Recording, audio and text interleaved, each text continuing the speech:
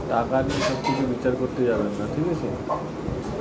একটা মেয়ের এরকম পরিণতি হয়েছে, সঠিক বিচারটা করুন, সঠিক রায়টা দেওয়ার চেষ্টা করুন, ঠিক আছে? পৃথিবীতে একদিন সবাইকে চলে যেতে হবে, না? এই জন্য সঠিক বিচার করুন, সঠিক বিচার করে তদন্ত জিনিসটাকে এগোন, ঠিক আছে? আমাদের ওয়েস্ট বেঙ্গল সরকার কী করছে?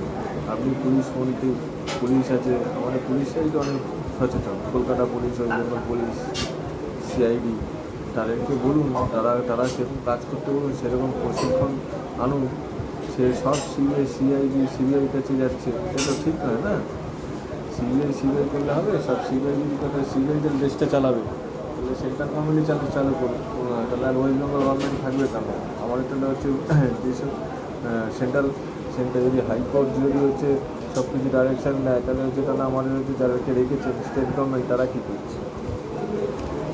তো যাই হোক, তারা স্টেট গভর্নমেন্ট একটা নিয়ম আছে, যার দ্বারা হচ্ছে আপনাদের হচ্ছে টিএমসি হোক, বিজেপি হোক, যেই হোক, যে পার্টি একসাথে করছে রাজ্যে, সেই পার্টি হচ্ছে কেন হচ্ছে সরকার হচ্ছে ভক্তি শুনতে হবে, ভক্তি শুনতে না থাকলে নেওয়া মুশকিল হয়ে যাবে, না? টাকা দিয়ে কী হবে, তাই না? টাকা কম বেশি সবারই আছে, আপনি টাকা দিচ্ছেন সেটা ঠিক আছে, আপনি দাম রেখেছেন 10 লাখ টাকা, একটু কোনো কথার যুক্তি?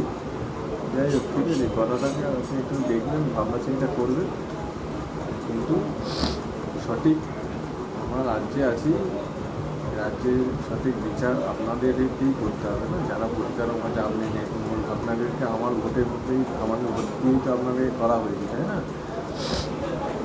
এবার সেটা তারপর আপনাদের বলছেন ছুটি চাচ্ছে, এই চাচ্ছে, সেটা কি ভালো লাগাচ্ছে? সেগুলো একটু বিচারে, সেগুলো একটু দেখবেন, ঠিক আছে?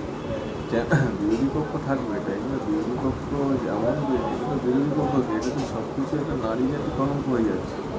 আপনার যে বলছেন 10,000 টাকা, আপনার যে ভাইপো আছে, আপনার যে অভিষেকের মেয়ে আছে, তাকে করলে কেমন হবে, তাই না? সেগুলো ভাবতে হবে, এইসব জিনিস বলবেন না। এইসবগুলো হচ্ছে আপনি একটা মুখ্যমন্ত্রীরা এইসব কথা বলছে, সেগুলো হচ্ছে ভালো দেখাচ্ছে, একটু বিবেচনা করবেন, ঠিক আছে?